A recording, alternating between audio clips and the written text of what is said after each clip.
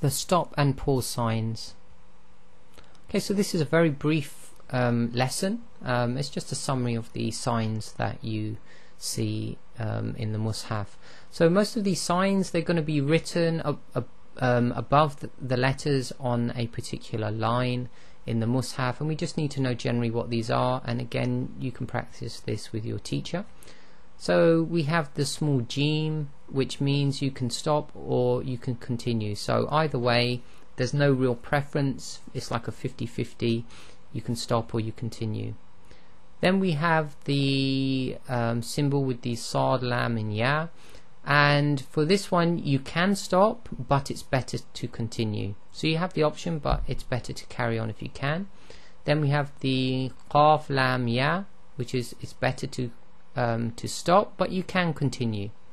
Then we have this little meme. It's got a very short tail on it, so don't confuse it with the meme that you see when the Noon Sakin is substituted for the Meme Sakin. So this has got a very short tail, and this means you must stop. And normally the reason for this is if you don't stop, the meaning of what you're reading is not going to be correct. Sorry, this is you must stop. The Lam Alif means you must not stop. It means you must continue. Otherwise, again, you're breaking up the meaning of what you're reading, and it's not allowed to stop there. Then we have the Sin, so it's pause for 1 or 2 seconds without taking a breath. Then we have this little, it's like a small mosque window, and it's to make a prostration. So the prostration they're talking about here is called the prostration of recital.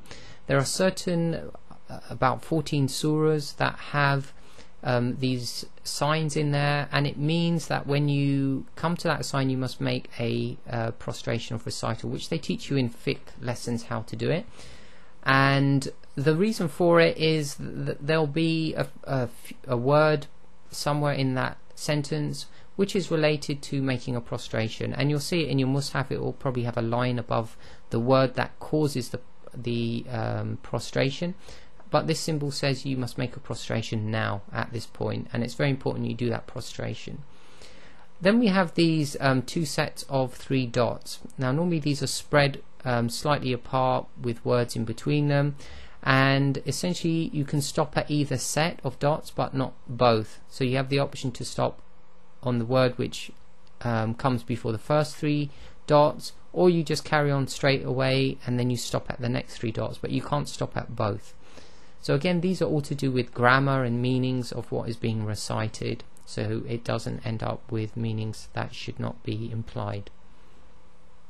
And that's the end of that very brief lesson of the stop and pause signs.